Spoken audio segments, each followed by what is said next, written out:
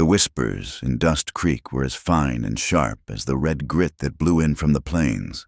They settled in the corners of the general store, clung to the church pews, and swirled in the saloon long after the piano player had gone home. They were always about the same person, and they always said the same thing: "You will never be loved again." Ada May. It was a judgment, passed down like a holy decree by a town that had little else to offer in the way of certainty. Ada May Donnelly was 25 years old, a woman whose brief happiness had been buried a year prior in a collapsed mine shaft along with her husband. John. He had been a good man, a strong man. But the mountain did not care about goodness or strength. It had taken him, and in doing so, had marked her. In a land where luck was a currency more valuable than gold, Ada was considered bankrupt. She was a jinx, a walking reminder of misfortune. The women watched her with a mixture of pity and fear, as if her bad fortune might be contagious, might leap from her calico dress to theirs. The men looked away, or worse, looked with a flicker of something that had nothing to do with comfort. Montana Territory in the spring of 1874 was a place of brutal contradictions. The sky could be a breathtaking, endless blue, and the earth a parched, angry red. Life bloomed with fierce, desperate beauty in the short season it was allowed, much like the people who clung to existence here. Dust Creek was a knot tied in the middle of this vastness, a handful of buildings housing a few hundred souls. There was a saloon that was always louder than the church, a weak sheriff who answered to the richest cattlemen, and a court of public opinion that was swift, merciless, and final. Ada May lived within this court's jurisdiction. She had been a teacher back east, in a quiet convent school where the rustle of a habit was the loudest sound in the hallway. Here, she taught the children of farmers and prospectors in a stuffy room behind the smithy. She coaxed letters and numbers from young minds that were more accustomed to the language of livestock and weather. For this, she was paid in chickens, potatoes, and the occasional thin coin to make ends meet. She took in mending by the weak light of a kerosene lamp. She would stitch the torn fabric of the very community that was tearing her apart, one whisper at a time. She moved through the town with a quiet grace that seemed to infuriate its gossips. Her spine was straight, her gaze steady, though she felt the weight of their stares like a physical yoke. She did not weep where they could see. She did not curse her fate. She simply endured, a solitary pine on a windswept ridge. Then there was Elias Carter. He was a contradiction all his own. At 33, he was the master of Red Mesa Ranch, a sprawling property that looked down upon the town with a kind of grand indifference. He was not a man born of this hard country. The way he walked, the way he spoke when he did speak, it all carried the echo of another world, a world of polished floors and leather-bound books.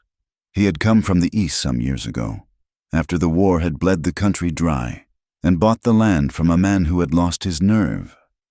Elias, it seemed, had nerve to spare, but he spent it on his cattle and his solitude, not on the town society. The people of Dust Creek did not know what to make of him. He ran his ranch with a quiet efficiency that earned a grudging respect, but he kept to himself. His only regular visits to town were to the post office.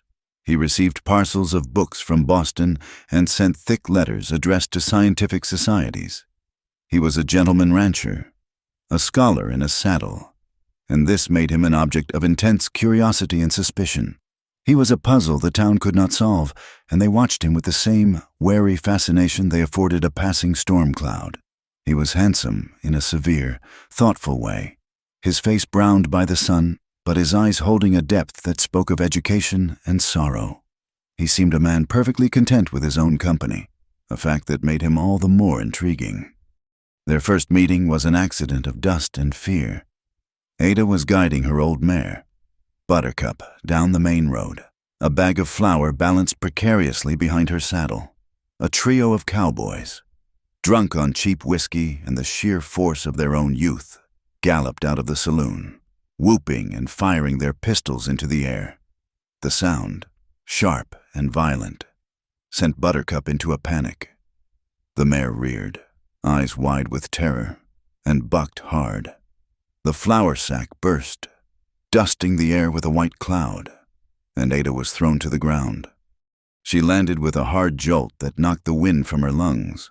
Before the laughing cowboys could offer their clumsy, mocking assistance, another rider was there. Elias Carter dismounted from his dark stallion in a single fluid motion. He did not spare the cowboys a glance. His entire focus was on the spooked mare, his voice a low, calming murmur as he took her reins. The horse, still trembling, quieted under his steady hand. He then turned to Ada. He knelt in the dirt, his expression one of genuine concern. He asked if she was all right. His voice was deeper than she had imagined, and it held no trace of the condescension she had come to expect. She could only nod, her breath still ragged. She felt a blush creep up her neck, a hot wave of shame and gratitude. He helped her to her feet, his grip on her elbow firm and respectful. He picked up her fallen bonnet, dusted it off with a careful hand, and returned it to her. For a long moment, they simply stood there in the dusty street, the town watching from its windows and doorways. He looked at her, truly looked at her, and in his eyes she saw not a cursed widow, not a charity case, but a woman who had taken a hard fall. He told her he was sorry for the foolishness of those men. She found her voice and told him it was no matter. He retrieved what was left of her flour and secured it, then helped her remount her now placid mare. He tipped his hat, a simple gesture of courtesy that felt as foreign and wonderful as a spring rain. Then he mounted his own horse and rode away, leaving Ada in a stunned silence, the entire encounter having lasted no more than 5 minutes. 5 minutes was all it took. By sundown, the story had been twisted into a new shape. The whispers changed their tune. Ada Mae Donnelly had not simply been helped. She had thrown herself in the gentleman rancher's path. She had looked at him with desperation. She was trying to trap him, to ensnare the one decent, wealthy bachelor in the territory with her widow's wiles. It was a scandal born of nothing, a fire lit with a single spark of kindness. The consequences were immediate. The next day, 2 mothers informed her their children would no longer be requiring her instruction. The Reverend Harland, a man whose piety was a thin veneer over a core of cold judgment, met her outside the church. He spoke of propriety, of a woman's reputation being her most valuable possession. He suggested that her continued presence as the teacher was becoming a source of moral disruption for the community. He did not threaten to fire her, not directly, but the implication was as clear as the cross on his steeple. She was on the verge of losing the one thing that gave her a measure of independence, the one thing that allowed her to hold her head high. Desperation was a cold stone in her stomach. That evening, as she sat in her small cabin, the half-mended shirt of a farmer lying forgotten in her lap, there was a knock on her door. It was a sound so unexpected that she froze. No one came to her door after dark. She opened it to find Elias Carter standing on her stoop. He held his hat in his hands, his tall frame filling the doorway. In the fading light, he looked even more out of place, a figure of quiet strength against the backdrop of her meager life. He apologized for the late hour. He said he had heard some talk in town, talk that concerned her. He looked uncomfortable, as if navigating the petty currents of gossip was a far greater challenge than breaking a wild horse. He told her he understood her position was now difficult, a masterpiece of understatement. Then he made the most peculiar offer she had ever heard. He explained that he had a large collection of books at his ranch, a personal library of sorts. They were in a state of disarray. He was a busy man, and he required someone with a keen mind and a steady hand to catalog them, to organize his papers and correspondence. He was offering her a position as his personal librarian and archivist. Ada stared at him, certain she had misheard. A librarian. At the Red Mesa Ranch? The idea was so preposterous it bordered on madness. Who in the Montana Territory needed a librarian? It was a land of brands and bullets, not books and binders. She saw the truth in an instant. This was not a job. This was charity. It was his gentleman's way of offering her a lifeline, a way out. The thought stung her pride. and she told him she could not accept his pity. His gaze did not waver. He met her accusation with a quiet sincerity that disarmed her. He assured her it was not pity. It was, he said, a practical arrangement. He truly needed the help. His research, the letters he sent east. It was important work. He needed an assistant, someone educated and discreet. He had seen the way she handled the children, the way she carried herself. He believed she was the right person for the position. He would pay her a fair wage, and she would have room and board at the ranch house. In a separate wing, of course, for the sake of propriety. Propriety? The word sounded hollow after what the town had done to her. Here was a man offering her an escape, a way to survive, and he was speaking of propriety. Yet, she understood. He was trying to protect her, and himself, from the very tongues that had driven her to this point. She looked past him, at the lights of Dust Creek beginning to flicker in the twilight. It was a town that had sentenced her to a slow, lonely demise.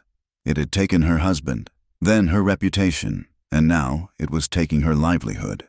She could stay and wither under its judgment, or she could take this man's strange, unbelievable offer and step into the unknown. It was a choice between a familiar prison and a frightening freedom. She looked back at Elias Carter, at the earnestness in his eyes. She saw a fellow loneliness there, a solitude that echoed her own. Perhaps he was not offering pity. Perhaps he was offering something far rarer. Respect. She would go, she said, her voice barely a whisper. She would accept his offer. A flicker of relief crossed his face. He told her he would come for her with a wagon in 2 days' time. He placed his hat back on his head, wished her a good evening, and was gone, disappearing into the darkness as quietly as he had arrived. Ada closed the door and leaned against it, her heart hammering against her ribs. She was leaving. She was walking away from the whispers. She did not know if she was walking toward salvation or simply another kind of wilderness. But for the first time in a long year, she felt the stirring of something that was not grief and not fear. It felt, astonishingly, like hope. The Red Mesa Ranch was a kingdom unto itself, perched on a high plateau that fell away into the vast, rugged expanse of the Snake River Valley. The land was a study in raw grandeur, a place of sweeping vistas and profound silence, broken only by the cry of a hawk or the ceaseless monologue of the wind. It was majestic, but its majesty was threaded with a deep and abiding loneliness. The ranch house, built of sturdy timber and local stone, was a fortress against this isolation. Yet it seemed to have absorbed some of it into its very walls. Ada's rooms were in the east wing, simple and clean, with a window that looked out not toward the distant lights of Dust Creek, but toward the endless roll of the plains. For the first few days, a tentative quiet settled between her and Elias. They were two solitary creatures learning the rhythms of a shared space. He was gone from sunup to sundown, working alongside his men, and she spent her hours in the room he called his study. It was less a library and more a beautiful chaos of books, maps, and stacks of paper. It smelled of old paper, leather, and the faint, clean scent of sage that drifted in through the open window. Her task, at first, seemed simple enough: impose order. But as she worked, handling the books and sorting the papers, she began to uncover the man himself. Tucked within a volume of Shakespeare was a pressed wildflower she did not recognize.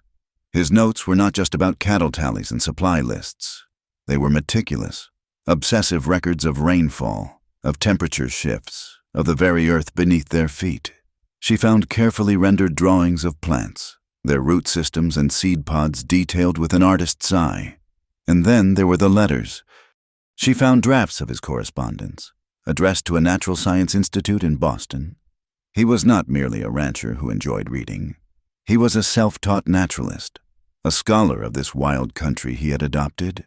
He wrote of the prairie grasses, how they held the soil against the wind, of the subtle changes in the climate from one year to the next. He was engaged in a quiet, passionate conversation with the land itself. Ada found herself handling these papers with a reverence she had not expected. This was not the work of a gentleman dabbler.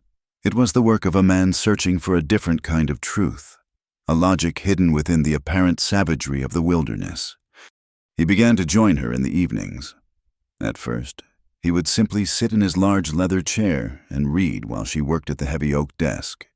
The silence between them was comfortable, a shared peace. Then he began to ask her questions. He would ask her to read a passage aloud from a geology text, wanting to hear how the words sounded. He asked for her opinion on the phrasing of a letter. He would spread a map on the desk, his finger tracing a river, and explain his theory on soil erosion. For the first time since her husband's death, a man was speaking to her not as a widow, not as a woman to be pitied or protected, but as an equal. He valued her mind. The sensation was so new, so potent, it felt like drinking cool water after a long thirst. One evening, the air grew crisp with the promise of autumn, and one of the ranch hands built a fire in the large stone pit out front. Elias invited her to join him. They sat on a simple wooden bench, the fire painting their faces in flickering gold and shadow. For a long while, they just watched the flames. It was he who spoke first. He told her the fire reminded him of the war.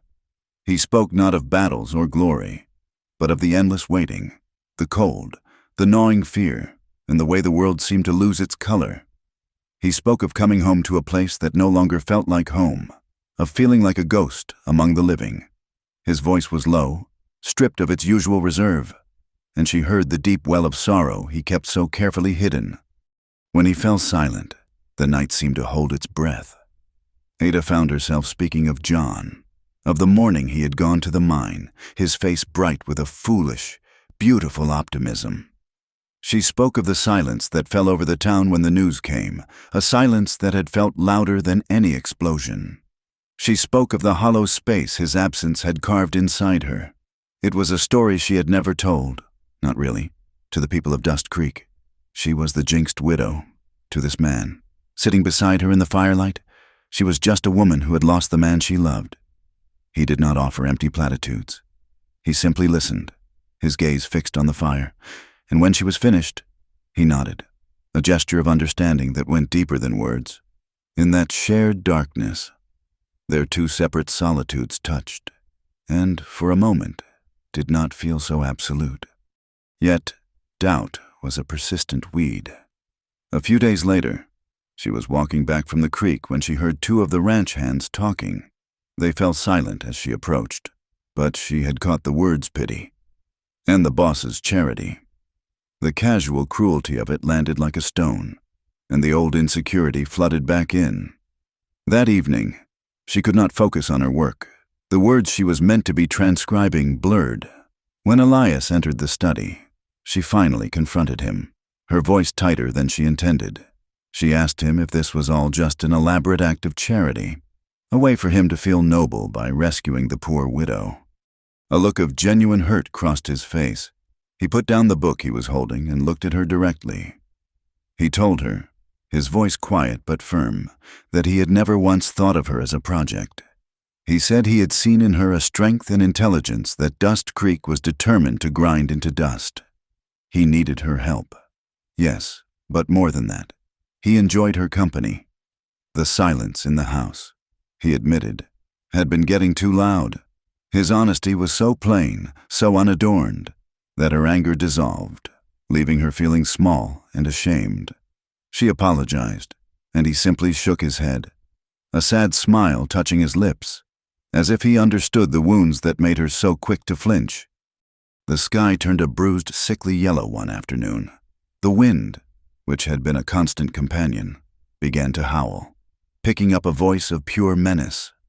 A dust storm was coming, one of the terrible prairie squalls that could strip paint from a barn and scour the land down to its bones.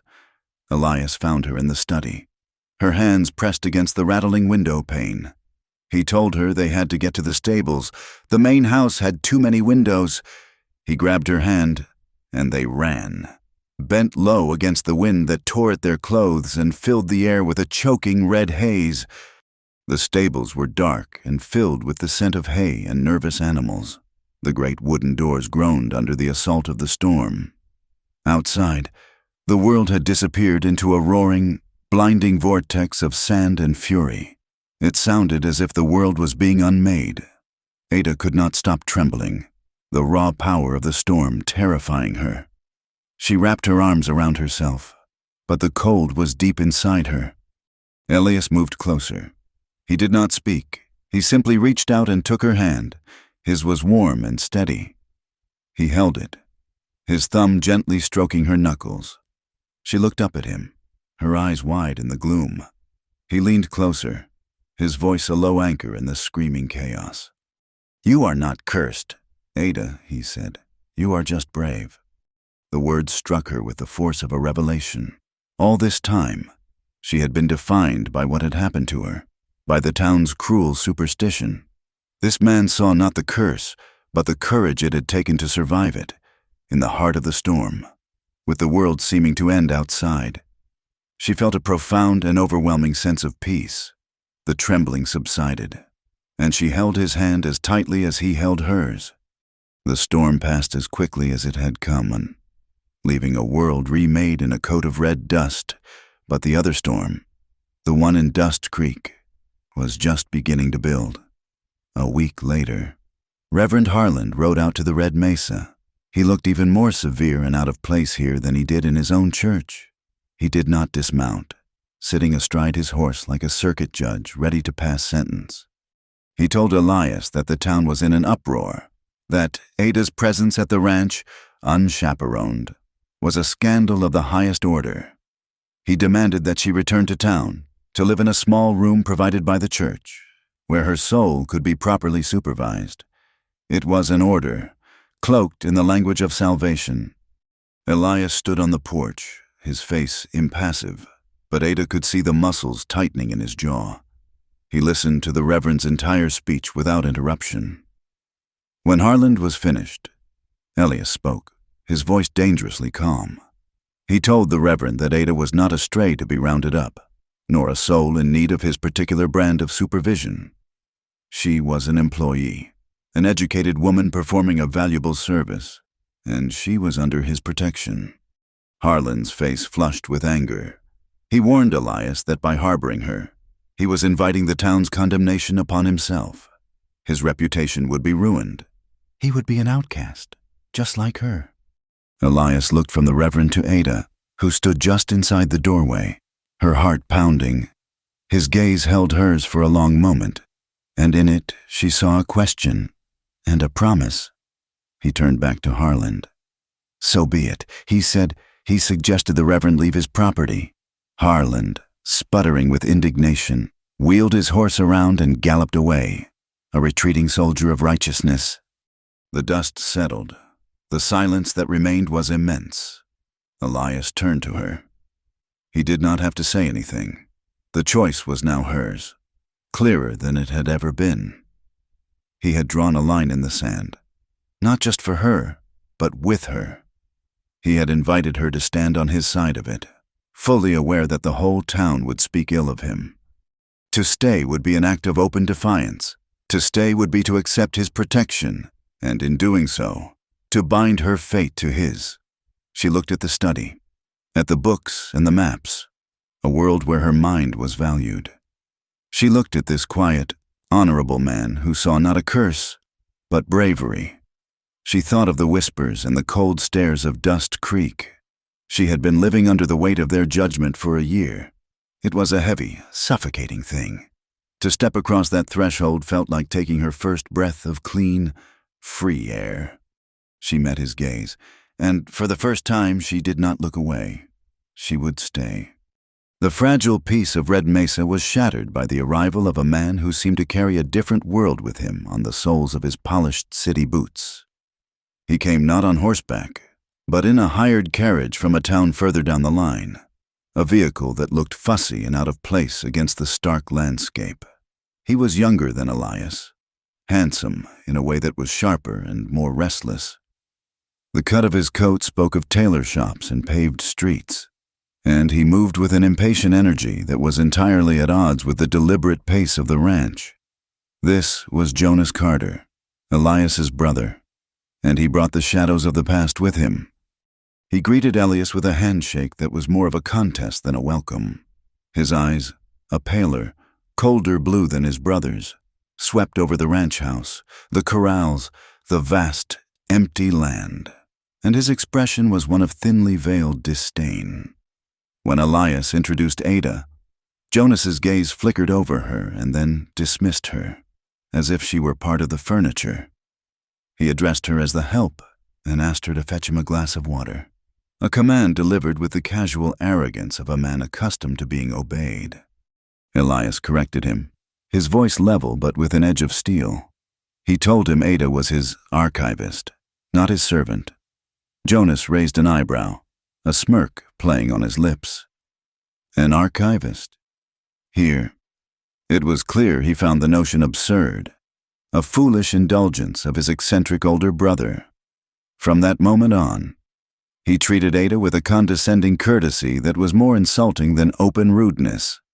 He saw her as the town of Dust Creek did, a poor widow who had latched onto his brother's misplaced sense of honor. The reason for his visit became clear that evening over a tense dinner. Their father had passed away months ago, a fact Elias already knew from a letter. Now, Jonas had come as an emissary from the family, from the world of trusts and inheritances Elias had abandoned. A vast family fortune, built on shipping and manufacturing, was to be settled, and Elias, as the eldest son, was expected to return to Boston to assume his rightful place at the head of the company. Jonas painted a picture of power and responsibility, of a life of influence and ease. He spoke of their duty to their name, to the empire their father had built. He spoke of it all as if it were an undeniable truth, a destiny Elias had foolishly tried to outrun. Elias listened, his fork still, his expression unreadable. When Jonas finished, a heavy silence filled the room. Then Elias spoke, his words simple and final. He would not be returning. His life was here, at Red Mesa. The conflict that erupted was quiet but violent, a clash of two opposing worlds. Jonas could not comprehend it. He saw the ranch as a wasteland, a self-imposed exile. He accused Elias of wasting his education, his birthright, on a patch of dirt and a herd of cattle. And then, his anger turning cruel, he gestured toward Ada. He asked if it was for her, this impoverished widow with a cursed reputation, that he was throwing away his future. He accused her, his voice dripping with contempt, of whispering poison into his brother's ear, of enticing him with a lonely man's desperation. Ada sat frozen, the insult landing like a physical blow, before she could rise to leave. Elias was on his feet. His voice was no longer calm. It was a low, dangerous rumble. He told Jonas that he would not speak of Ada in that manner in his house. He said that she possessed more honor and decency than Jonas would ever understand. The argument between the brothers raged on, a bitter torrent of old resentments and unspoken griefs. It was clear that this was not just about an inheritance. It was about the chasm of years and choices that separated them. Elias had chosen this raw, honest land over their family's gilded cage, and it was a choice Jonas could neither understand nor forgive. In the days that followed, an uneasy truce settled over the ranch. Jonas stayed, claiming he needed to talk sense into his brother, but he spent his time riding out alone, his handsome face set in a mask of grim determination. Ada, meanwhile, tried to retreat into her work, but the man's presence was a constant, unsettling intrusion. She began to notice things. She saw him one afternoon meeting with a man she recognized from the land office in Dust Creek. They were looking at maps, their heads bent together in conspiratorial silence. A cold knot of dread formed in her stomach. On her next trip to town for supplies, she made a quiet inquiry at the office. The clerk, a man who disliked Jonas's Eastern arrogance, was surprisingly forthcoming. Jonas Carter had been buying up the deeds to the adjacent parcels of land, the scrubland and small holdings that bordered the Red Mesa on 3 sides. He was systematically boxing his brother in. The strategy was as cruel as it was brilliant. with control of the surrounding territory. He could cut off access to water, dispute grazing rights, and make life on the ranch untenable. He was not trying to persuade Elias. He was preparing to lay siege to him. She rode back to the ranch with a heavy heart, the truth a bitter dust in her throat. She told Elias what she had discovered. He showed no surprise, only a deep, weary sadness. He had suspected his brother was capable of such a thing. The knowledge solidified his resolve. This was not just his home. It was a sanctuary he now had to defend, not from the elements, but from his own blood. The attack came a week later. Elias had ridden out late to check on a newborn calf, its mother having chosen a remote coulee for the birth. The moon was a sliver in a star-strewn sky. Ada was in the study, the lamp casting a warm glow on the pages of a book, when she heard the frantic sound of a horse galloping into the yard. Riderless, it was Elias's stallion, his coat lathered in sweat, his eyes wild with fear. A cold terror seized her. She and the foreman, a grizzled old hand named Silas, took lanterns and followed the horse's tracks. They found Elias half a mile from the house, lying near a stream. He had been shot. The bullet had torn through his shoulder, and he had fallen from his horse, striking his head on a rock. He was unconscious, his breathing shallow, a dark stain spreading across the front of his shirt. They carried him back to the house, a dead weight of muscle and bone. Silas rode off into the night, a desperate journey to fetch a doctor from a town 30 miles away. Ada was left alone with Elias. She cut away his shirt, her hands shaking so badly she could barely hold the scissors.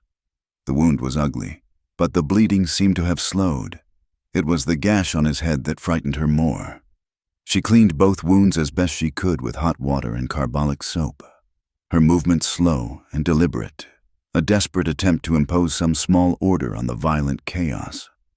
The world shrank to the small, quiet circle of the lamplight in his bedroom. Outside, the wind whispered around the corners of the house, a lonely, mournful sound. Inside, the only sounds were the hiss of the lamp, the ticking of a clock, and the ragged whisper of Elias's breathing.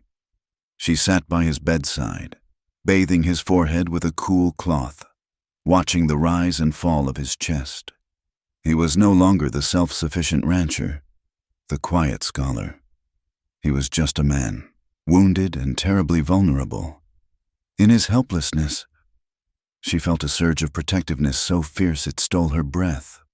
He drifted in and out of consciousness, muttering words she could not understand. Once, his eyes fluttered open, unfocused and clouded with pain. He looked at her, and for a fleeting moment, she thought he recognized her. He whispered her name, a faint, questioning sound. She took his hand, her touch as gentle as she could make it. She told him he was safe, that she was there. His fingers tightened briefly around hers before he slipped back into delirium. All through the long night, she kept her vigil. She thought of the whispers that had followed her for so long. "You will never be loved again." They had said it with such certainty, had branded her with the words until she had almost come to believe them. They had tried to make her world small and airless. But sitting here, in this quiet room, holding this man's hand, her world felt larger than it ever had. It was filled with a terrifying, beautiful fear for his life, and a tenderness that felt as vast and profound as the night sky. She was not just tending a wound. She was guarding a life that had become inextricably bound with her own. Toward dawn, his fever broke, his breathing deepened, becoming more even. He shifted in the bed, and his eyes opened again. This time, they were clear. He looked at her, his gaze taking in her weary face, the bowl of water, the stained cloths. He saw it all. He tried to speak, but his voice was a dry rasp. She held a cup of water to his lips, and he drank. He lay back against the pillows, his eyes never leaving her face. He looked at her hand, which still rested on his. The first pale light of morning was beginning to seep through the window, chasing the shadows from the room. The wind had died down. The silence was absolute. His voice was a thread of sound, so quiet she had to lean closer to hear it. "They said you will never be loved again." "Ada?" He paused, his breath catching. She felt a tremor run through his hand. They were wrong. The words were simple. They were everything. They were a dismantling of the curse, a gentle and final refutation of the town's cruel prophecy. A tear she had not realized she was holding back slipped down her cheek and fell onto his hand. He did not have the strength to wipe it away. He simply watched her, his eyes full of a truth that needed no other words. The doctor arrived hours later, but the worst was over. He confirmed that the bullet had passed clean through, and the head wound, while serious, had not fractured the skull. With rest, he would recover. Jonas appeared as the doctor was leaving. He feigned shock and concern, but his eyes could not hide a flicker of something else, something calculating. He denied any knowledge of the attack, but his denials were too quick, too loud. Elias, weak but lucid, told him to leave. He told him to get off his land and never come back. Jonas's mask of civility finally dropped. His face twisted into a snarl of pure malice. He told Elias he would regret this. He said he was a fool, choosing this barren life and this woman over his own family. And as he left, he hurled one final threat over his shoulder. He would be back, he promised, and when he returned, he would not be alone. He would have the men from the bank with him. He spat the words like a curse, leaving them to hang in the air long after he was gone. A temporary peace had settled over the ranch, but it was the cold, quiet peace that comes just before the storm breaks. The whispers that Jonas had left behind him festered in Dust Creek like a hidden sickness, and it did not take long for the fever to break. It came in the form of fire. One night, a week after Jonas's departure, a pillar of orange flame clawed at the black sky from the center of town. The chapel bell, which usually called the faithful to prayer, now rang in a frantic, panicked rhythm. By the time the bucket brigade had subdued the blaze, the back wall of the small wooden church was a ruin of charred timber and blackened siding. No one was hurt, but something had been violated. A line had been crossed. And in a town already simmering with suspicion and resentment, blame needed a place to land. It landed, swift and heavy, on the woman at the Red Mesa Ranch. The logic was twisted, but in the minds of the fearful, it was perfectly straight. The fire was a sign, a judgment from God himself, and it had come because the town had allowed sin to fester in its midst. The sin was the affair, as they called it, between the gentleman rancher and the cursed widow. Ada Mae Donnelly was not just a jinx, she was a blasphemy, an affront to decency, and the fire was her fault. Reverend Harland, his face a mask of grim satisfaction, rode out to the ranch the next morning. He did not come alone. He was flanked by two of the town's most influential cattlemen, men whose piety was measured by the size of their herds. They found Elias on the porch, his arm in a sling, his face pale but resolute. The Reverend did not bother with pleasantries. He declared that a great sin had been committed against the community, and restitution was required. He demanded that Elias pay a hefty fine for the chapel's repair, a sum clearly intended to be punitive, and he delivered his ultimatum. Ada Mae was to be sent away from Dust Creek, permanently.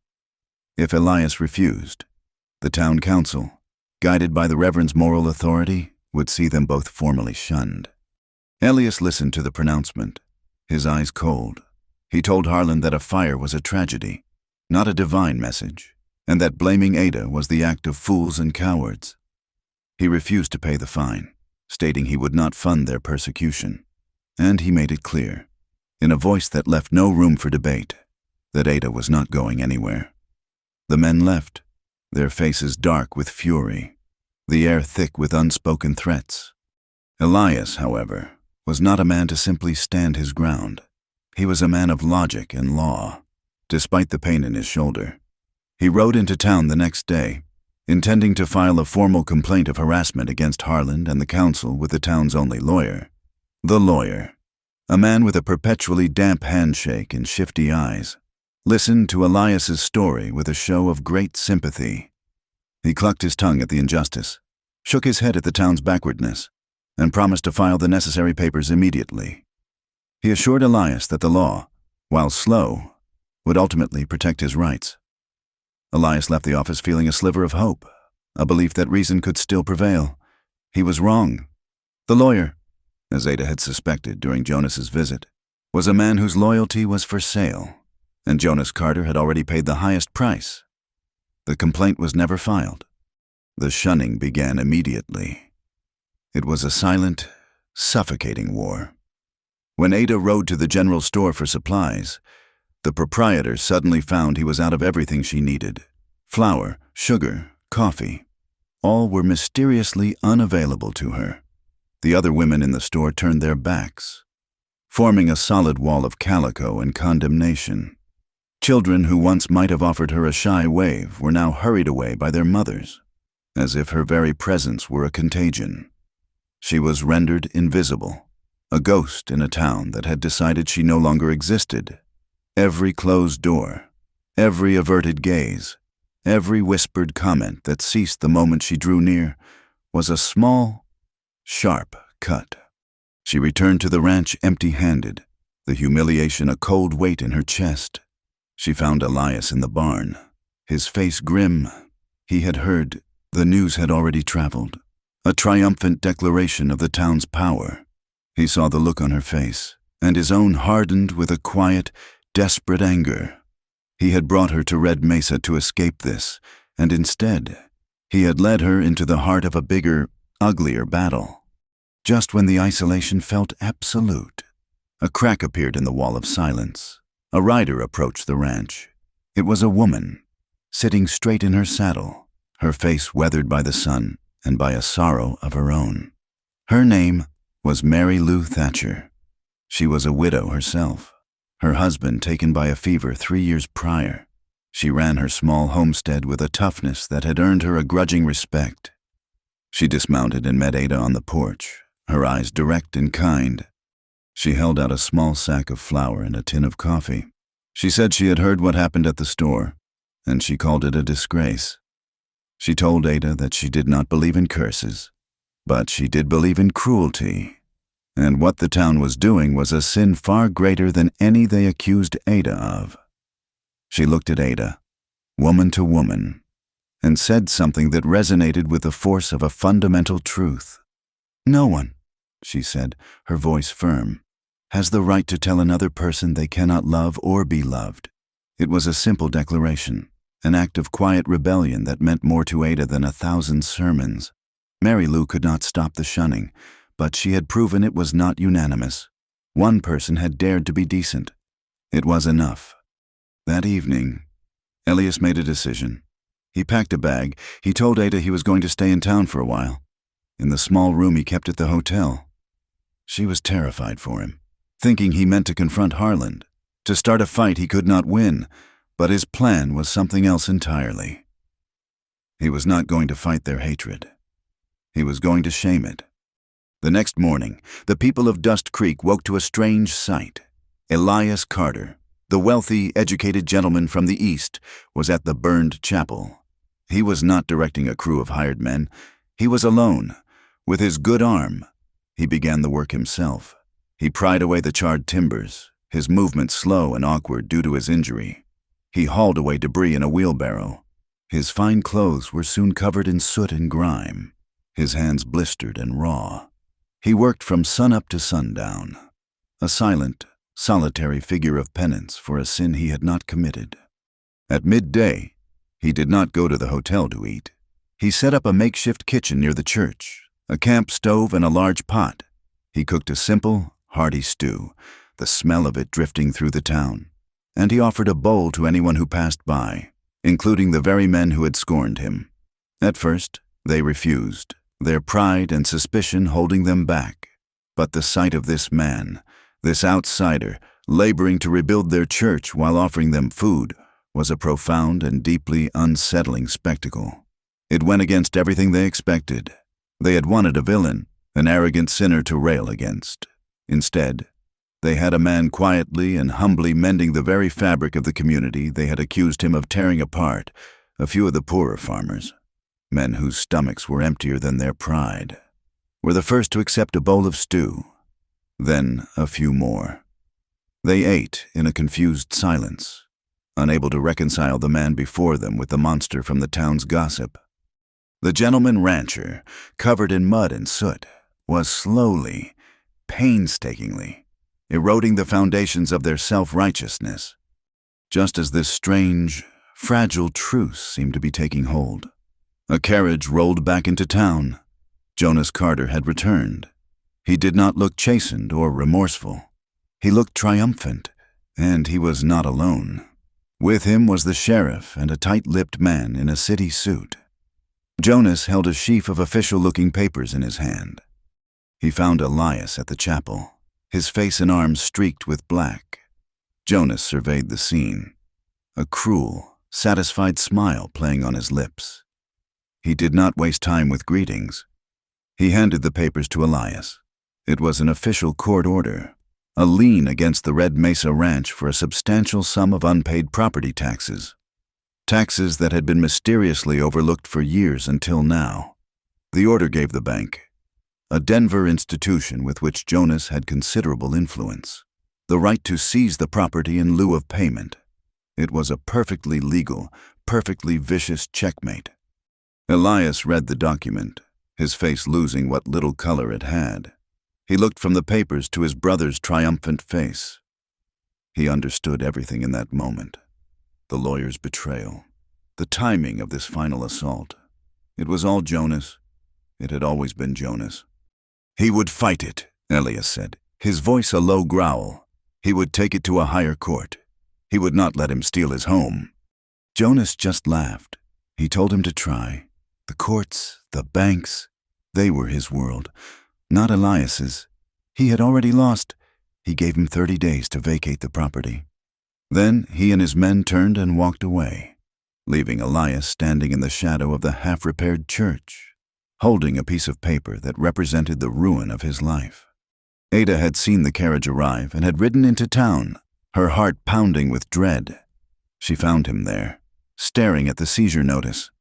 His one good hand clenched into a fist at his side. The despair in his eyes was a terrible thing to see. All his work, all his quiet defiance, had been for nothing. His brother had found a way to take everything. She went to him, her own fear a cold knot in her stomach. He looked at her, and the anger in his eyes was replaced by a profound sorrow. It was for her, all of it. He had stood against the town for her, and now he was going to lose the one thing that had given him solace, the one place he had ever truly called home. "Do not do it," she pleaded, her voice breaking. "Do not fight him. Elias, it is not worth it. Let him have the ranch. We can go somewhere else, somewhere they will leave us be." She could not bear the thought of him losing everything because of her. The weight of that guilt was more than she could stand. He looked down at her, at the desperation on her face. He reached out with his good hand and gently touched her cheek. He told her that Red Mesa was not just land and timber. It was a principle. It was his life, and she was a part of that life now. If he ran, if he let Jonas win, they would never be free. They would spend the rest of their days looking over their shoulders. He would not run. He would fight. He stood there, a wounded man backed into a corner, with a whole town arrayed against him, and the full weight of the law about to crush him. And he would not yield. The question hung between them, as vast and silent as the plains.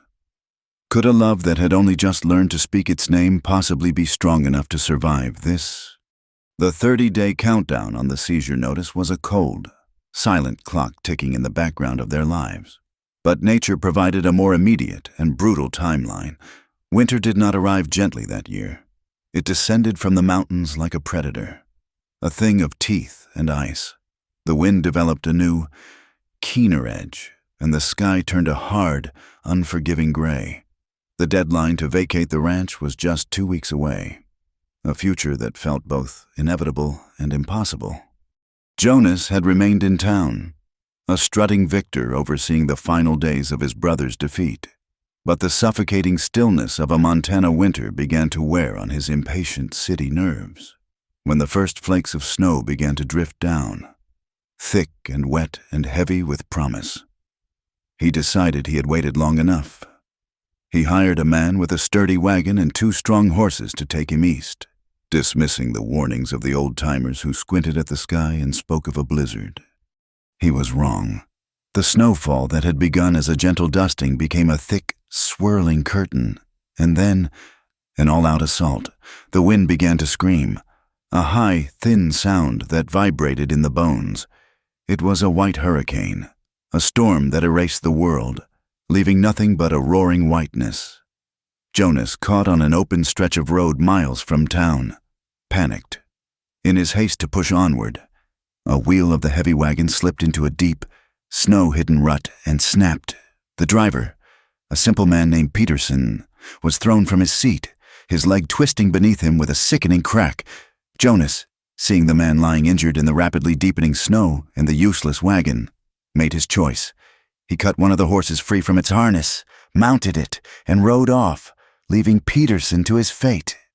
The lone horse, riderless, found its way back to town, a ghost creature appearing out of the blizzard. It was Peterson's horse. A small, desperate search party was formed, but they were quickly driven back by the storm's ferocity. The news, however, traveled faster than any man could ride. Silas, the foreman from Red Mesa, had been in town and heard the story. He rode for the ranch, the wind tearing at him, to bring the news to Elias. There was no debate, no hesitation. A man was out there, injured, in a storm that would kill the strongest man by morning. Elias, his own shoulder still a knot of aching weakness, began pulling on his heaviest coats. Ada worked alongside him, her movements swift and sure, her face pale but set with determination.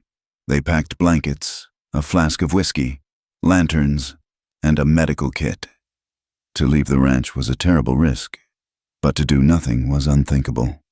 They found Peterson 2 miles down the road, a snow-covered mound beside his broken wagon, his groans of pain nearly lost in the howl of the wind. His leg was broken badly, the bone jutting at an unnatural angle.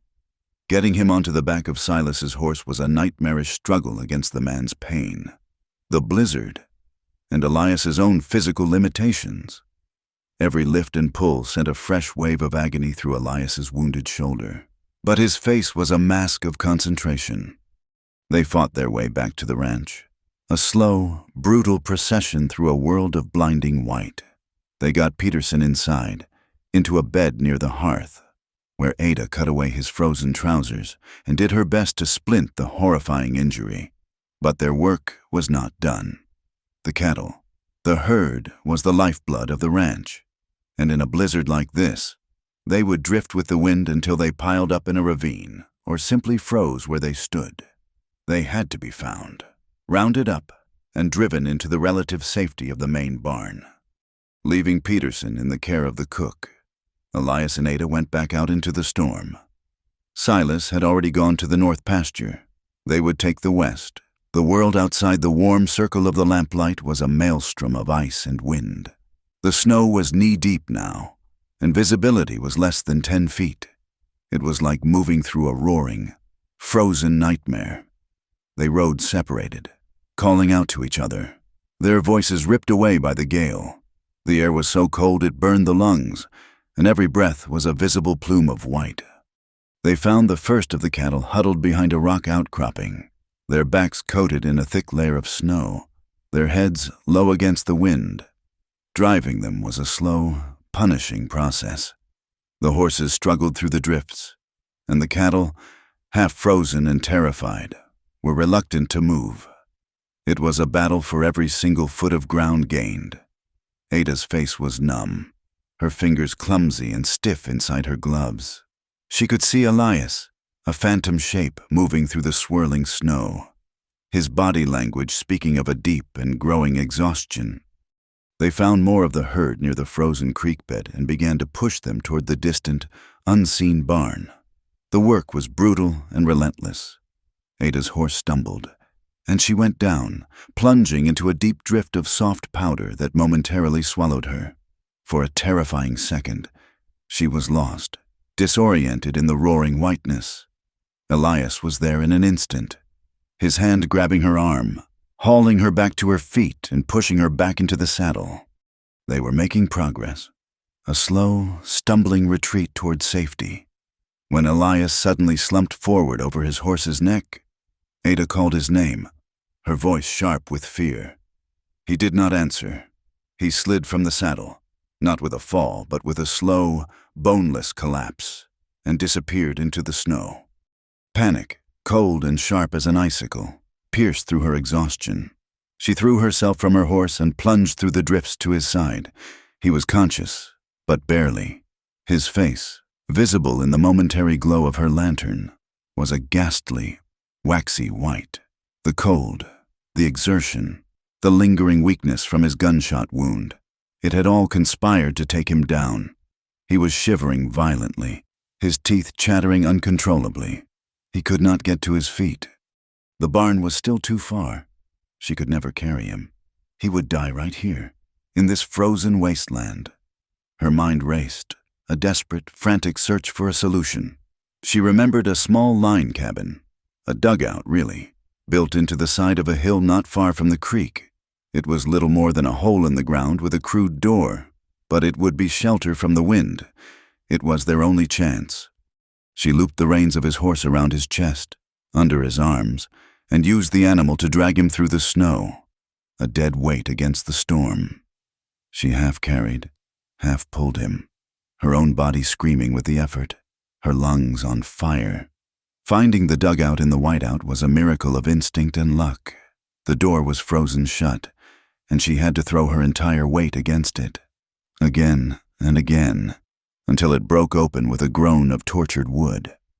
Inside, it was a pocket of absolute blackness, but it was still. The roar of the wind was muffled to a low moan. She dragged him into the small space and collapsed beside him. It was no warmer in here than it was outside, but they were out of the wind. That was something, but it was not enough. His shivering was getting weaker, a dangerous sign. His body was losing its fight against the cold. She worked with frantic, fumbling hands, pulling the saddle blankets from the horses. She wrapped him in them, piling them on top of him. But he was still so cold, his skin like ice to the touch. She knew, with a certainty that was both primal and terrifying, what she had to do. There was only one source of heat left, her own body. She lay down beside him on the hard-packed dirt floor, pulling the heavy, stiff blankets over both of them, creating a small, cramped tent of wool and canvas. She pressed herself against his long, cold frame, wrapping her arms and legs around him, trying to force her own warmth into his frozen limbs. It was a desperate, intimate act of survival. It had nothing to do with desire and everything to do with life. She felt the violent shuddering of his body against hers, the chattering of his teeth near her ear. She held him tighter, whispering to him, her words a frantic prayer against the storm. "You will not die. I will not let you die." Hours passed. The darkness in the dugout was total. Her own body temperature began to drop, a deep, invasive chill seeping into her bones. But she did not loosen her grip. She held on, a stubborn, living furnace, pouring her own life force into the man beside her. Sometime in the deep, frozen heart of the night, his shivering stopped. For a terrible moment, she thought he was gone, but then she felt it, a faint, slow, but steady beat against her chest. His heart, he was still alive. And then, a change. His body, which had been stealing her heat, began to generate a faint warmth of its own. The tide had turned. When she awoke, it was to a profound silence. The wind had stopped. A thin gray light filtered through a crack in the dugout door. She was stiff and sore, a deep ache in every muscle. Elias was stirring beside her. His eyes opened. They were clear, and they were looking at her, taking in their position, the rough blankets, the intimacy of their embrace. He looked at her face, inches from his, and she saw a universe of understanding dawn in his gaze. He knew what she had done. His voice was a raw, cracked whisper. He had to clear his throat to speak. "You saved me," he said, "not the land, you—" The words were a quiet earthquake, shifting the very ground beneath them. In the cold, gray light of the morning, in that small hole in the earth, everything had changed. The fight for the ranch, the town's judgment, his brother's treachery, it all fell away, rendered small and insignificant by the simple, brutal truth of what had passed between them in the dark. The world they emerged into was pristine and unforgiving, a landscape of sculpted white drifts under a sunless sky. The crisis at the territorial capital, caused by the unprecedented storm, brought an unexpected reprieve. All legal actions, including property seizures, were suspended until travel and communication could be restored. Red Mesa was safe. For now. Saved by the very storm that had nearly taken its owner. Word came a few days later, carried by a half-frozen trapper. A man was stranded in the high mountain pass. It was Jonas. His horse had given out, and he was trapped in a line cabin. With no food and no way out, no one from Dust Creek was willing to risk the pass to save the man who had brought them so much trouble. "Elias went. He took Silas, and they took the strongest horses. He did not go for his brother. He went because a man was dying, and it was not in him to leave him to that fate. They found him, delirious with hunger and fever, and brought him back." Jonas did not meet Elias's eyes. The shame was a heavier weight than the hunger had been. To be saved by the brother he had tried to ruin, in the land he despised, was a humiliation from which he could not recover. As soon as he was strong enough to travel, he was gone, disappearing from their lives as completely as a footprint in a fresh snowfall. In the days that followed, stories from the storm began to circulate in Dust Creek. The townspeople, humbled and shaken by the blizzard's power, were piecing together a new narrative. They had seen things. They had seen Ada, on her way back from finding Elias, stop to help the Miller family, whose canvas lean-to had collapsed under the weight of the snow. They had watched as she plunged into the drift, pulling the two frightened Miller children out of the suffocating whiteness while their father struggled with the wreckage. They had seen her wrap the children in her own coat before riding on. The woman they had called a curse had acted as a savior. The day the pass was finally cleared, Reverend Harland rode out to the Red Mesa Ranch. He came alone this time. He stood on the porch, his hat in his hands, his face stripped of its usual certainty. He looked not at Elias, but at Ada. He told her he had come to apologize. He said that he had been wrong, that the town had been wrong. He asked for her forgiveness. Ada listened, her expression calm. The apology she had once thought she desperately needed now seemed like a small, inadequate thing. When he was finished, she looked him in the eye. Her voice was not angry. It was quiet and heavy with a truth he could not evade. "Do not apologize to me," she said. "Teach them not to kill people with words anymore." The great blizzard broke not only the back of the winter, but the fever of hatred that had gripped Dust Creek. In its aftermath, a deep, bone-weary quiet settled over the land. The world was a canvas of white and gray, and the old lines of animosity seemed to have been buried, at least for a time, under the immense drifts of snow. Elias recovered slowly, the ordeal having taken a heavy toll on his already weakened body. But as his physical strength returned, something else was being reborn around him. The Red Mesa Ranch transformed. It ceased to be a private fortress and became a public sanctuary. The storm had been indiscriminate in its fury, collapsing the roofs of sod houses and lean-tos with equal disregard for the piety or social standing of their occupants.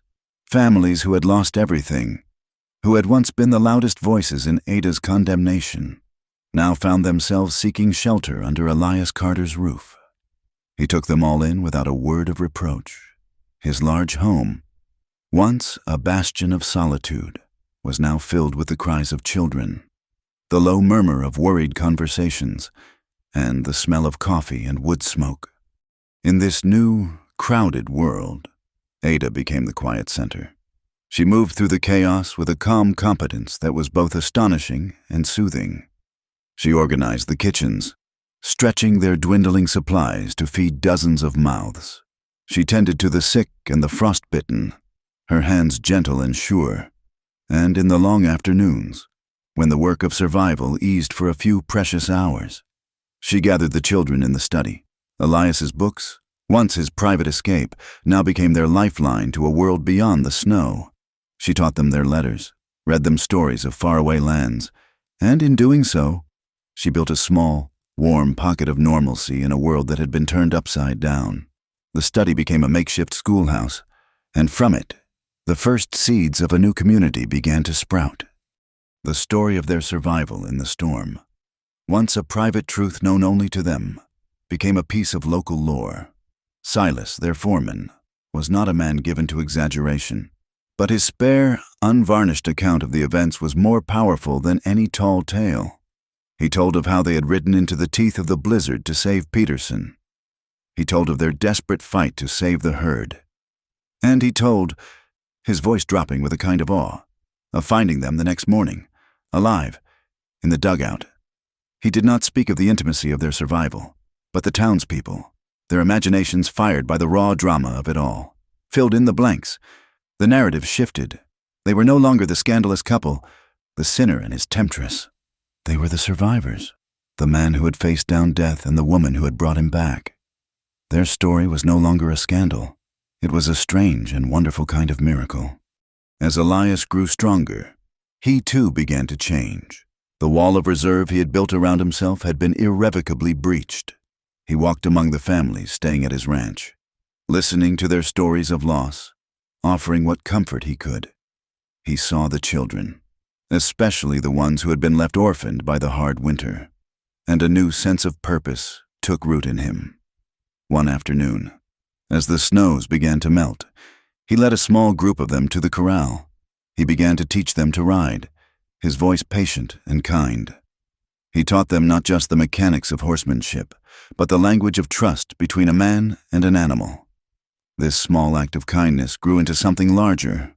Word of the Gentleman Rancher's riding school for orphans reached the territorial capital, and a letter arrived, offering a small government stipend to support his work. Elias Carter, the recluse, was becoming a pillar of the community he had once held at arm's length. Months later, a letter with an Eastern postmark arrived for Elias. The handwriting was his brother's. Ada watched as he read it, his face a mixture of pain and something less definable. He handed it to her without a word. The letter was short, the sentences clipped and spare. Jonas offered no excuses for his actions. He simply wrote that he had been wrong.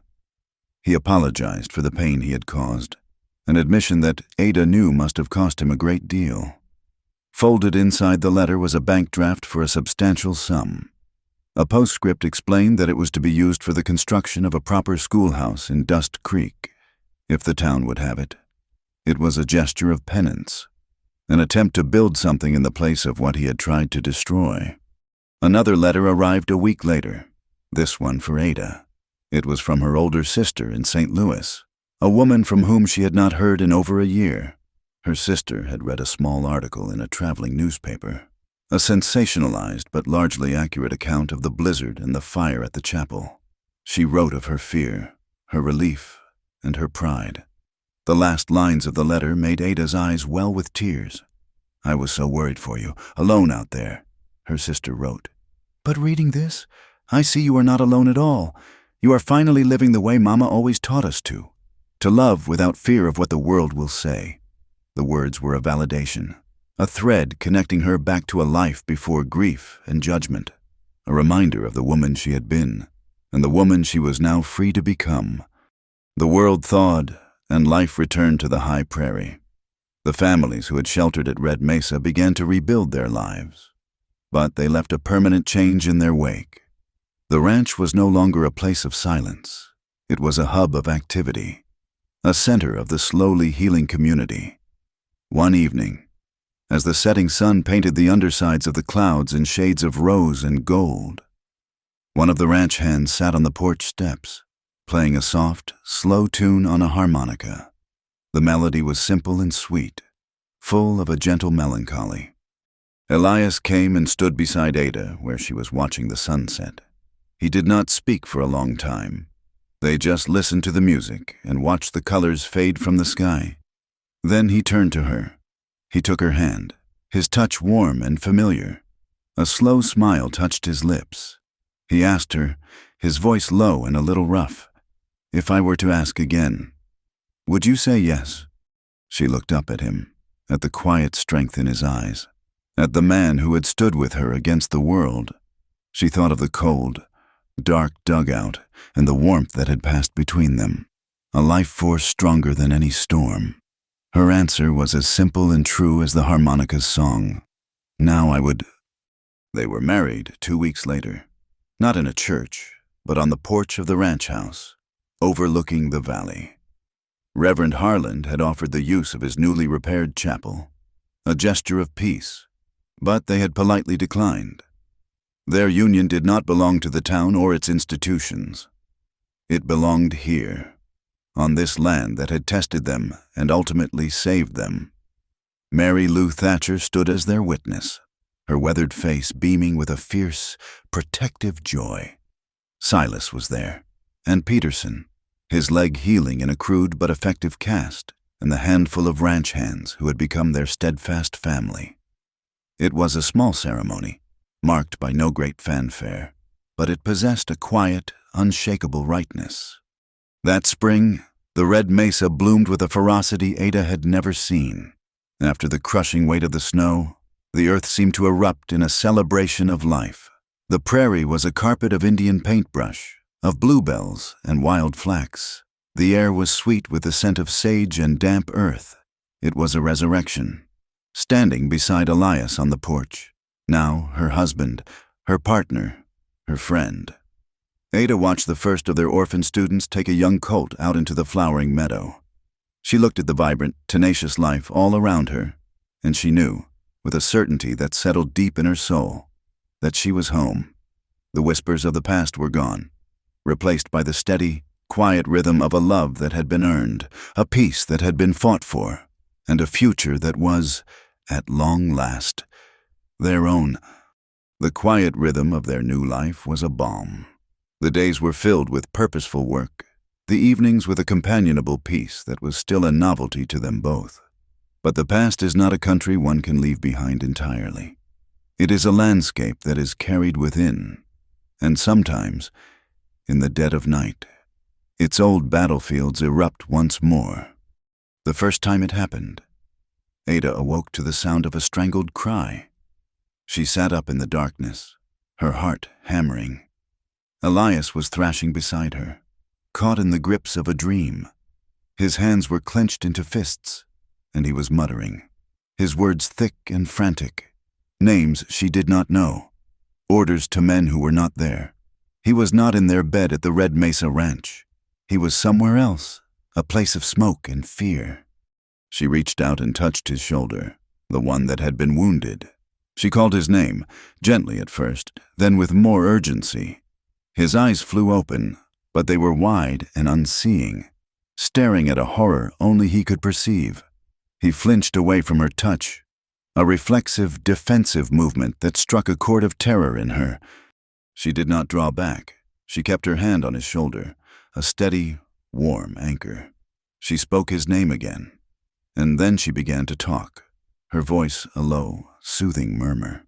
She told him where he was. He was at Red Mesa. He was safe. The war was over.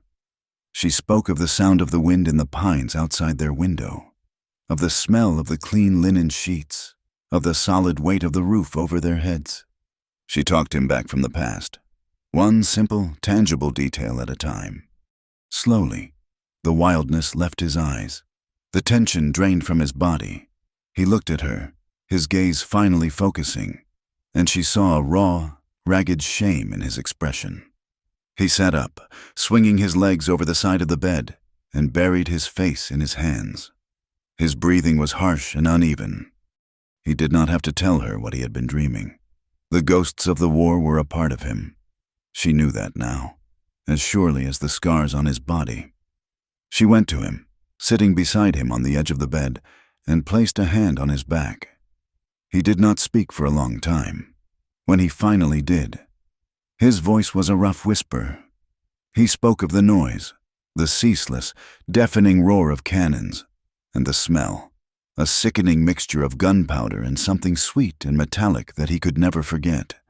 He spoke of the faces of the young men he had led, boys who had believed in him, whose names he still recited in the dark like a failed prayer. As he spoke, a thought came to her. It was born of the hours she had spent in his study, bringing order to his notes, his observations, his life on paper. She lit a lamp, the flame chasing the last of the terrible shadows from the room. She took a journal and a pen from the desk in the corner and brought it to him. "Tell me," she said, "tell me everything, and I will write it down."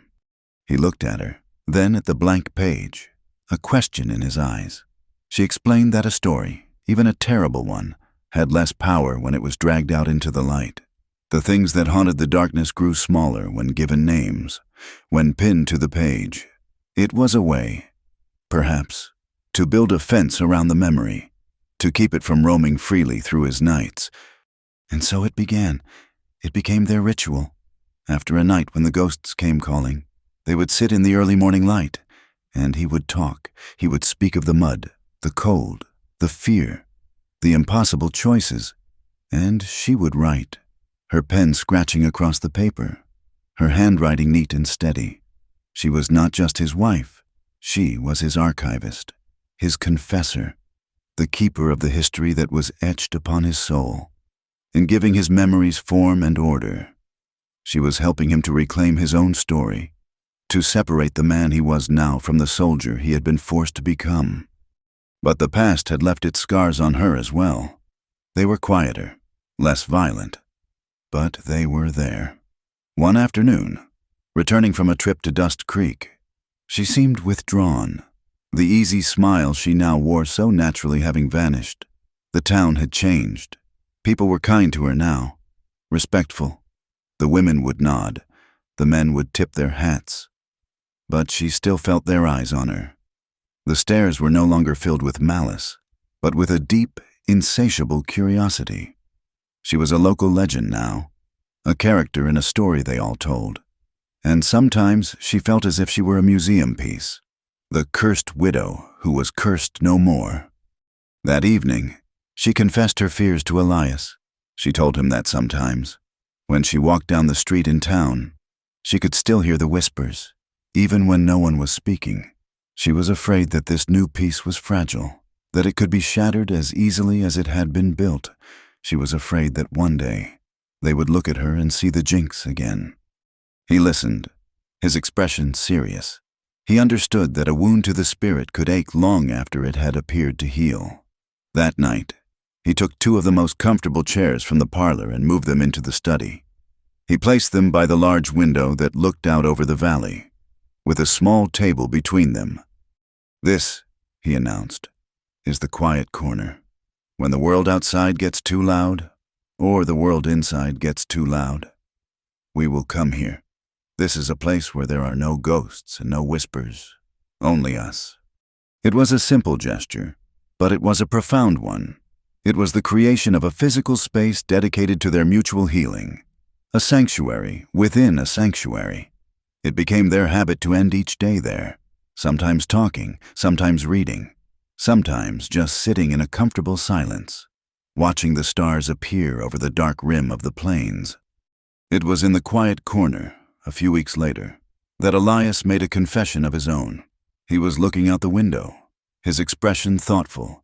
He told her that for a long time after the war, and even after he came to Red Mesa, he had believed he was ruined. Not just wounded, but fundamentally spoiled, as if the grime of the battlefield had seeped into his very soul. "I used to watch you in town," he said, his voice low. "Even before that day with the horses. I saw how you carried yourself, with such quiet dignity, despite everything. You seemed so clean, and I thought I was not clean enough to even speak to you, let alone love you." The admission hung in the air between them.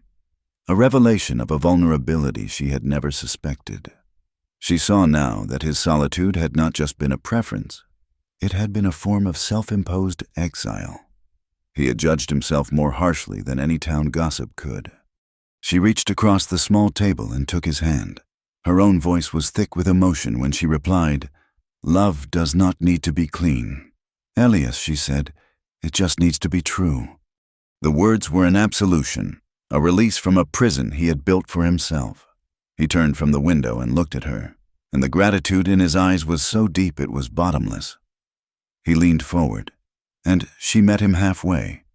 The kiss they shared was not one of passion, but of a deep and profound reconciliation.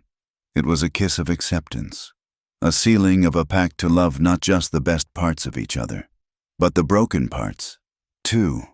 It was the quiet, steady warmth of a fire that had been banked against the longest, coldest night and had not gone out. Their gentle, unshakable partnership did not go unnoticed. Mary Lou Thatcher, visiting one afternoon, watched as Elias and Ada worked together, mending a saddle, their hands moving in an easy, familiar rhythm, their conversation punctuated by soft laughter. Mary Lou shook her head, a slow, wondering smile on her face. "You too," she said, her voice full of a gruff affection. "You are teaching this whole town how to love again." That spring, Elias finally gathered all his notes, his charts, and his observations. He organized his years of research on the climate and flora of the high prairie into a single, comprehensive manuscript. With Ada's help, he penned a final draft in his elegant, precise hand. He packaged it carefully and sent it to the Institute in Boston. It was an act of hope, a casting of a bottle into a distant sea. He did not know if they would read it, let alone value it, but it was a part of himself he was finally ready to share. A few months later, a thick envelope arrived in return. It contained a letter from the director of the Institute. The letter was effusive in its praise, calling his work a remarkable and invaluable contribution to the understanding of the Western Territories. They wished to publish it in their next journal.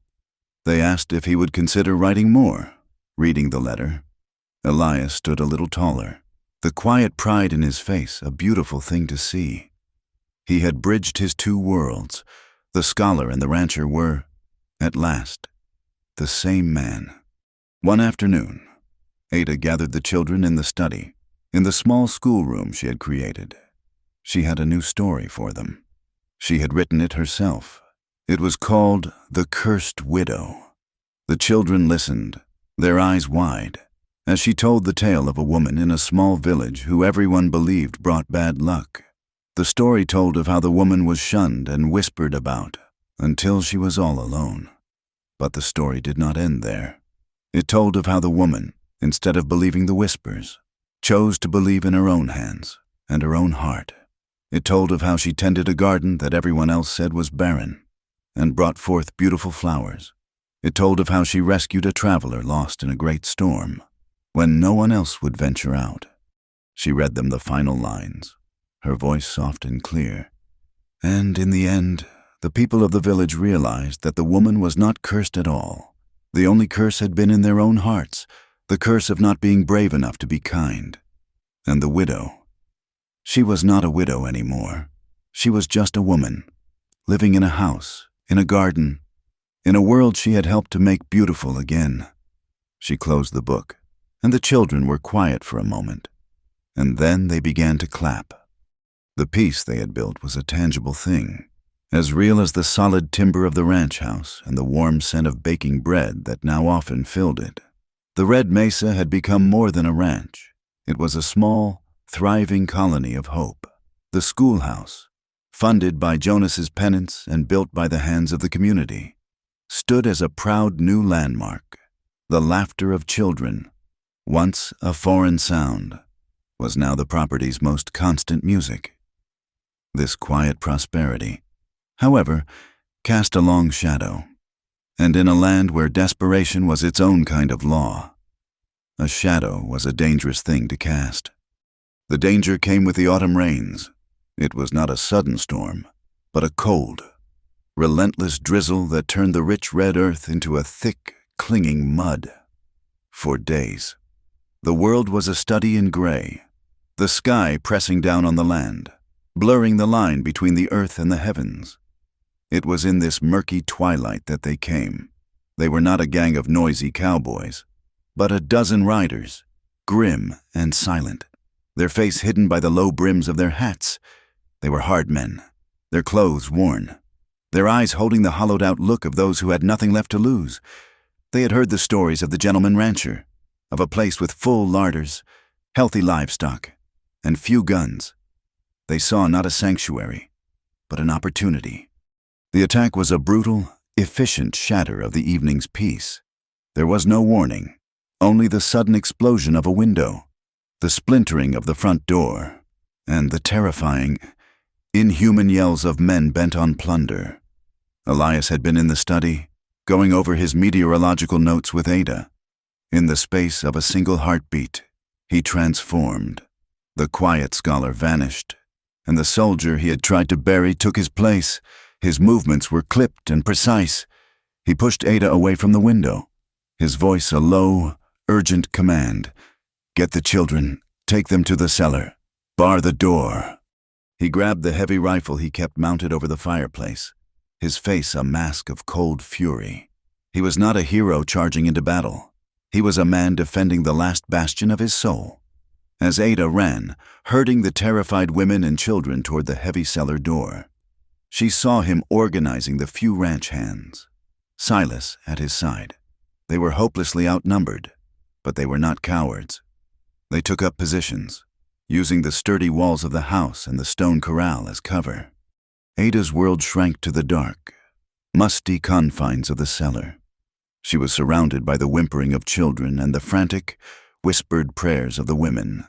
Old Peterson, the wagon driver whose leg had healed into a permanent limp, sat on the steps, a rusty shotgun held in his trembling hands, a self-appointed, fragile guard. Above them, the symphony of destruction raged. The thud of boots on the porch, the crash of furniture, the sharp, terrifying crack of gunfire, and the screams of the attackers, raw and guttural. The fight outside was a chaotic, ugly thing. The rain, which had been a steady drizzle, intensified, turning the yard into a quagmire of mud. Every movement was a struggle, every foothold treacherous. Elias, using the tactics of a war he had tried to forget, directed his small force with a desperate calm. He made their numbers seem greater than they were, firing from one window, then another. But the bandits were relentless. They set fire to the barn, the flames leaping into the gray sky, a terrible orange beacon in the rainy gloom. The smell of burning hay and panicked animals filled the air. Elias saw the tide of the battle turning against them.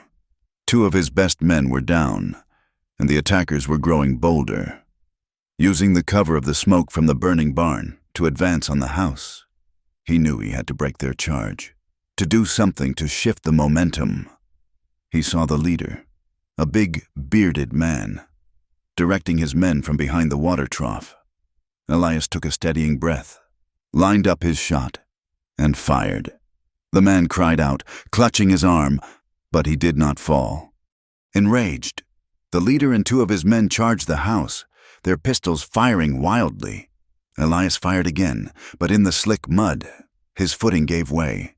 He stumbled, and in that split second of vulnerability, a bullet caught him high in the chest. He went down, a heavy, final fall into the cold, wet mud. Ada saw it happen. She had crept up the cellar stairs, peering through a crack in the door, unable to bear the not knowing. She saw Elias fall. She saw the big, bearded man, his face a mask of triumph, striding toward him, his pistol raised to deliver the final shot. In that moment, something inside her broke. The teacher, the gentle caregiver, the woman who had survived with quiet endurance, was gone. In her place was something primal, something fierce and absolute. She did not think, she acted. She ran from the cellar, up the main stairs to their bedroom, to the place where Elias kept his old service pistol in a locked box. She shattered the lock with a heavy candlestick, her hands no longer shaking. They were steady. The gun felt unnaturally heavy in her hand. She had never fired one in her life. She went to the window that overlooked the yard. She saw the scene as if it were a tableau from a nightmare. Elias, lying still in the mud, the bandit leader standing over him, savoring his victory. She rested the heavy barrel of the pistol on the windowsill to steady it.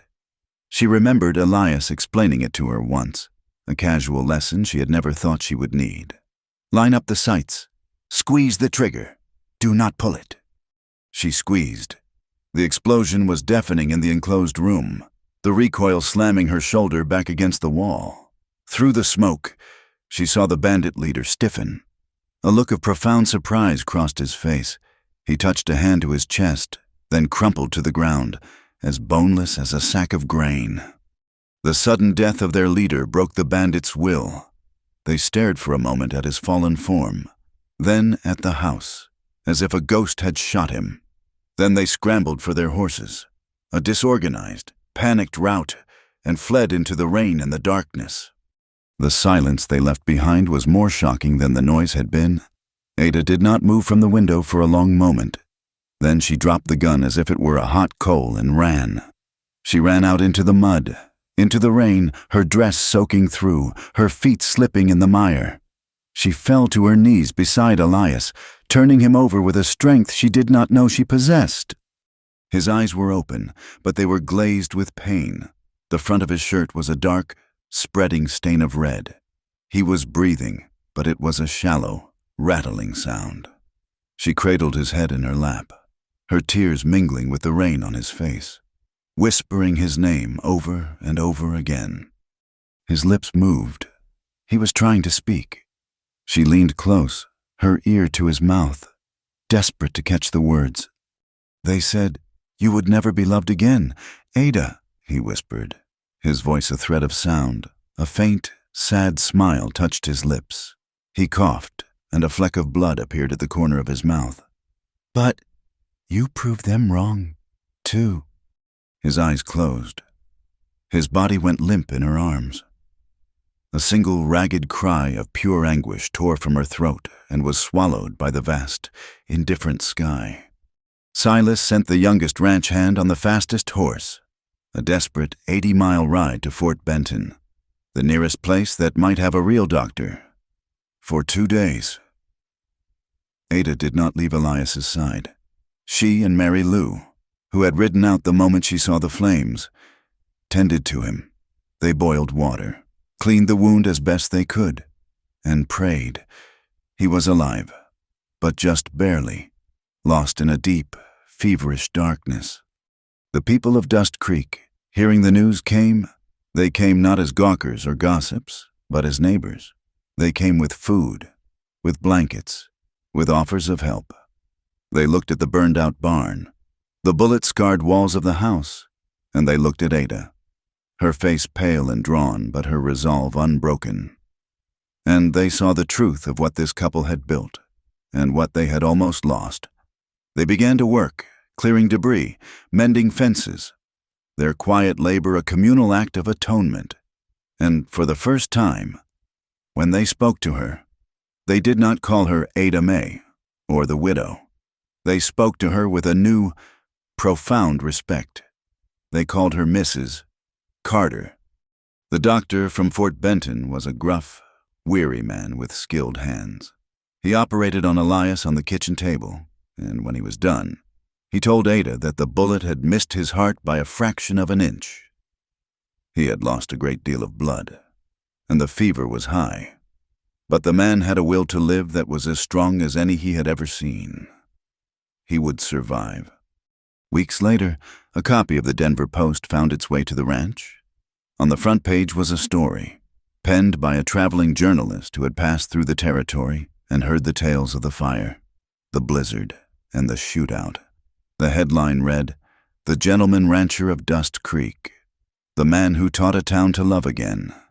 The article told their story, romanticized and simplified, but at its heart, it was true. It told of a community that had been reborn through the quiet courage of two people who had refused to be broken. One cool morning, when Elias was finally able to sit on the porch, his body thin and weak but his eyes clear, Ada took a small shovel and the pistol she had used. She walked to the small grove of aspen trees behind the house. She dug a deep hole in the soft, dark earth. She looked at the gun, the cold, heavy instrument of death that had saved the man she loved. She thought of the life it had taken, and the life it had preserved. Then she placed it in the hole and covered it with earth, packing the soil down with her hands. She was burying the violence, turning her back on the part of herself she had been forced to discover. The world was still a dangerous place. She knew, but she was choosing to plant a garden in it, not build a fortress. 5 years passed. The seasons turned with a steady, healing rhythm, each one burying the scars of the past a little deeper under layers of snow and wildflowers. Time, which had once been an enemy, a slow, ticking clock of grief and deadlines, became a friend. It was a river, carrying them forward into a future they were building with their own hands. Dust Creek was no longer just a knot of buildings tied in the middle of the plains. It had grown, not just in size, but in character. The schoolhouse, built with Jonas's money and the town's sweat, was the community's proudest achievement. Its bell rang out every morning, a clear, hopeful sound that had replaced the frantic alarm of the fire and the solemn toll for the dead. Next to it stood a small but sturdy library, its shelves filled with the books from Elias's study and new volumes donated by people who had come to believe that knowledge was a better currency than suspicion. And on a small rise just outside of town, a strange new structure stood, a collection of delicate instruments that measured the wind and the rain. Elias's meteorological station, once a private obsession, was now a public service, its daily readings helping farmers and ranchers understand the moods of the sky that ruled their lives. Elias himself had changed. The quiet, solitary scholar had become a teacher. He still ran the Red Mesa with a quiet efficiency, but twice a week he would ride into town and hold classes for the local farmers. He spoke to them not as an Eastern gentleman, but as a fellow man of the earth. He shared his knowledge of soil conservation, of crop rotation, of the subtle signs in the plants and the clouds that foretold the weather. The men, who had once viewed his books with suspicion, now listened with a deep and abiding respect. He was not just giving them advice, he was giving them a measure of control over their own destinies.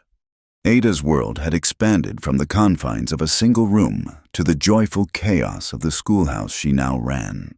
She was no longer just a teacher of letters and numbers. She was a cultivator of minds. She saw the children of Dust Creek not as vessels to be filled with facts, but as seeds to be nurtured. She taught them history and poetry, but she also taught them the importance of asking questions, of being kind, of looking at the world with a sense of wonder. The silence of the Red Mesa ranch house was now a distant memory. It was filled with the sounds of running feet, of arguments over toys, of sudden bursts of laughter. They had a family. 3 children, orphaned by the hard winters and the harder life of the territory, had found a home with them. There was Samuel, the oldest, a solemn boy with Elias's quiet intensity. There was little Martha, a whirlwind of energy with a mischievous smile. And there was Ben, the youngest, a shy, gentle soul who would spend hours watching the clouds. Ada called them her children of the wind, for they had blown into her life on a gale of circumstance and settled in her heart as if they had always been meant to be there. The town's leadership had changed as well, in an election that would have been unthinkable 5 years prior. The people of Dust Creek chose Mary Lou Thatcher as their first mayor. She governed as she had run her homestead, with a practical, no-nonsense wisdom and a deep, unwavering sense of fairness. She fixed the roads, organized a proper volunteer fire brigade, and made sure that no one in her town would ever be shunned for the crime of being different. Even the spiritual life of the community had found a new direction. Reverend Harlan still preached on Sundays, but his sermons were different. The fire and brimstone were gone. replaced by a message of humility and compassion. And on Wednesday evenings, he held a special class in the rebuilt chapel. He called it simply Man to Man. It was not a Bible study. It was a class on ethics, on what it meant to be a good neighbor, a decent human being. It was his quiet, lifelong penance, his attempt to teach the lesson Ada had given him, to unlearn the curse of being unkind. On a hill overlooking the town, a simple stone monument was erected. It was not a grand obelisk, but a single, large piece of red sandstone, taken from the land itself. It was dedicated to those who had been lost in the great blizzard and to the men, both ranchers and raiders, who had died in the fight at Red Mesa. There was no glory in it, only memory. Elias and Ada had chosen the inscription themselves. It was only 2 words, carved deep into the stone so that they would weather the wind and the snow for 100 years. Love survived. One quiet afternoon, Ada sat in the quiet corner of the study, the place she and Elias still went to find their peace. She had a pen and a fresh journal in her lap. For months, she had felt the need to put her story on paper, not just for herself, but for others. She began to write, not a grand novel, but a simple, honest account of her journey. She called it The Widow of Red Mesa. She wrote of her grief, of the town's judgment, of the fear and the loneliness, but mostly, she wrote of kindness, of the small, brave acts that had saved her. She wrote of Mary Lou's gift of flour, of Elias's strange job offer, of the way a shared warmth in a dark place could hold death at bay. She ended her short memoir with the single greatest truth she had learned. "No one is born to be abandoned," she wrote. "It is just that we have not yet met the right person who dares to believe in us." She sent the manuscript to a ladies' magazine in the East, not knowing if they would publish it, but feeling a sense of release in the simple act of letting her story go. Late one afternoon, she stood on the porch, watching the sky soften toward evening. In the vast meadow that swept down from the ranch, a herd of young horses, foals from that spring, were running. They moved with a pure, unburdened joy, their manes and tails flying, a living embodiment of freedom. They were the future of the ranch, a new generation born into a world of peace. She watched them, a deep sense of contentment settling over her. Elias came and stood beside her, his arms settling comfortably around her shoulders. He followed her gaze to the running horses, and then to the horizon, where the sun was beginning to dip behind the distant mountains. The world was awash in a soft, golden light. The Red Mesa, the high plateau that had once been a symbol of his isolation, was now glowing, a beacon of warmth and life. They stood there together, in a comfortable silence, listening to the evening sounds of their home, the distant lowing of cattle, the laughter of their children, the steady, quiet beat of their own hearts. It was not an ending, but a beginning. A new day was done, and another was waiting, full of hope, just beyond the dark rim of the world. The story of a life is not measured in the moments of its grand upheavals, the fires and the storms, but in the long, quiet seasons that follow. The legacy of a love is found not in the breathless confession, but in the shared silence on a porch at dusk, in the comfortable rhythm of 2 lives woven into one.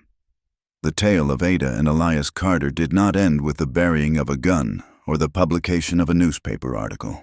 That is merely where its true meaning began to take root and grow, deep and unshakable, in the rich soil of the Red Mesa. Their love was a quiet thing, a force of nature as patient and powerful as the river that carved the valley below. It was a partnership forged in the crucible of shared adversity, a bond that had been tested by whispers and bullets, by fire and by ice. Having survived the world's attempts to tear them apart, they found a profound and simple joy in the act of building a world together. Their journey had become the town's journey. The story of their redemption had become the story of Dust Creek's rebirth. The Red Mesa, once a symbol of Elias's proud isolation, had become the heart of the community. It was no longer a fortress against the world, but a hearth from which its warmth radiated. It was a place of second chances, a testament to the idea that a life or a community could be rebuilt, stronger and more beautiful, on the foundations of its own ruins.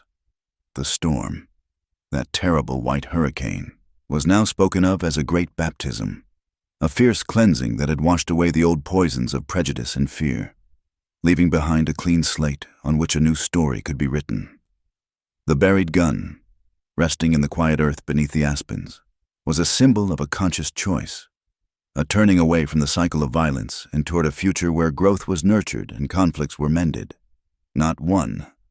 And the library, the small, sturdy building next to the schoolhouse, stood as a monument to the most powerful idea of all, that understanding was the only true antidote to ignorance, and that a shared story was the surest bridge between two lonely souls. In the quiet unfolding of the years, the two people at the center of that story found their own quiet resolutions. Elias Carter, the gentleman scholar who had come west to outrun the ghosts of a war, had finally found his peace. The nightmares did not vanish entirely. Some wounds, he knew, were too deep to ever fully disappear, but they came less frequently now, their sharp edges dulled by the steady, comforting presence of Ada beside him, by the sound of his children's laughter in the halls, and by the simple, profound satisfaction of meaningful work. He had discovered that the best defense against the ghosts of the past was to fill the present with so much life that there was simply no room for them to roam. He had once believed his purpose was in the solitary pursuit of knowledge, in his quiet conversation with the land. He now knew his true purpose was in sharing that knowledge, in teaching a community how to listen to the land as he did, in leading not through wealth or title, but through the quiet authority of a life well and honorably lived.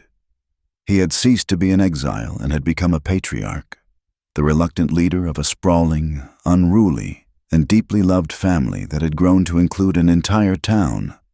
And Ada, the woman who had arrived in Dust Creek carrying the invisible brand of a curse, had become the town's conscience, its memory, and its most cherished teacher. She had walked through the fire of public condemnation and emerged not hardened, but with a compassion that was as vast and forgiving as the Montana sky. She had learned that true strength was not the absence of fear, but the courage to act in spite of it. The whispers of the past no longer had any power over her. They were like the echoes of a distant storm, faint and far away, their menace lost to the simple, overwhelming truth of the life she had built. The lesson she taught her students, and the lesson she lived every day, was not just about survival. It was about the radical, defiant act of choosing to love a world that had shown you its cruelty. It was not, she had come to understand, about waiting for someone to find you worthy of their love. It was about finding yourself worthy of loving them back, of offering your own heart, scarred and mended as it might be, as a gift.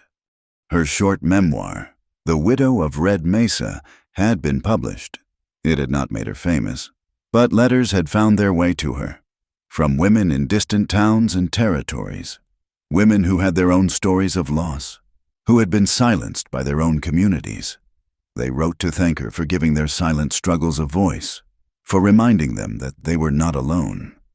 She had discovered that her story, which she had thought was so particular to her own small life, was in fact a universal one.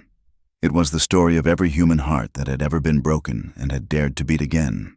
No one, she had written, is born to be abandoned. It is just that we have not yet met the right person who dares to believe in us. She had become that person for Elias, just as he had been for her, and in doing so, they had become that for an entire community. One evening, as the last of the long summer light bled from the sky, she stood on the porch, watching the world settle into the soft embrace of twilight. Elias came and stood beside her, his arm slipping around her waist in a gesture as natural and unconscious as breathing. They stood in a comfortable silence, watching the first stars begin to prick the deep indigo of the sky. The air was cool and smelled of pine and dust and the sweet scent of hay from the newly rebuilt barn. From the house behind them, they could hear the faint, muffled sound of their children's voices, a gentle murmur of a life that was safe and warm and loved. She leaned her head against his shoulder, her gaze fixed on the western horizon, which still held a faint, defiant line of crimson. She thought of the journey that had brought her to this porch, to this man, to this moment of unshakable peace. She thought of the whispers, the judgment, the raw, aching loneliness. She thought of the woman she had been, a ghost haunting the edges of her own life, and she thought of the woman she was now. A slow smile touched her lips, a secret, knowing smile meant only for herself and for the vast, silent audience of the plains. She turned her face slightly, her lips close to his ear, and she whispered, her voice soft as the evening breeze. "They said I would never be loved again." She paused, letting the memory of the old curse hang in the air for a final, fleeting moment before dismissing it forever. And maybe they were right, because this love is nothing like before. Thank you for listening to our story tonight. We would love for you to comment where you are listening from so we can all connect and share our thoughts.